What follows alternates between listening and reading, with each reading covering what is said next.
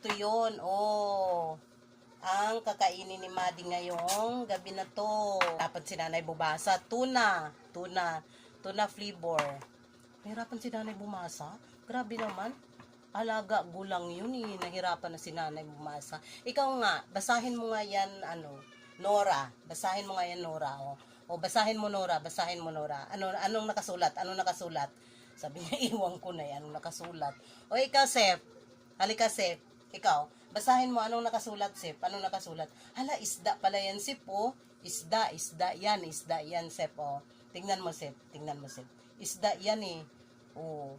Ikaw, Madi, basahin mo nga, Madi, basahin mo. May sinanay, nasiraan na ng ulo, pababasa sa amin. Eh, kung ayaw nyo, idiwag, sinala na lang. Nala, halika nga, Nala, utusan ka nga ni Nanay. Basahin mo nga yung yung in-order natin sa Shopee. Kasi hindi nila nabasa eh. O, ano sa tingin mo, Nala? Ano ba to, Nala? Ano ba to? O basahin mo nga, Nala. Hala, mayroong bulinggit sa harap ng camera. Paano makita si Nala? Ay, naku, ang puwet. My gosh. O, alis ka daw dyan kasi si Nala nga daw dyan eh. Di ba, Nala? Sus, maawa naman kayo kay Nala. Si Nala, lagi nyo na lang tinatakpan. Pasensyosa kaya yan si Nala.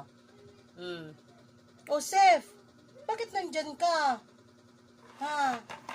Si Ate Luna talaga. O, pag iyan malaglag mamaya yung cellphone ni Nanay, iwan ko lang. Wala na tayong cellphone. O, sige na, okay na. Ala, ayan, nangunguna na si Nala, oh. Sabi ni Nala, ano kayo ah, lagi kayong nasa harap ng camera, ah.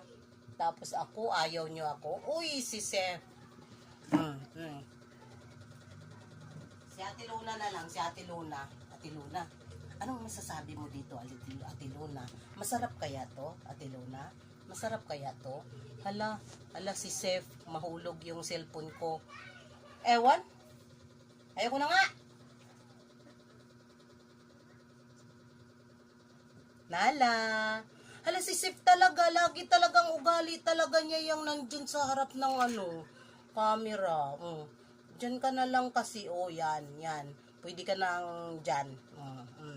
Uulitin pa talaga niya yan. Uulitin pa talaga niya yan. Uulitin. Buti pa to si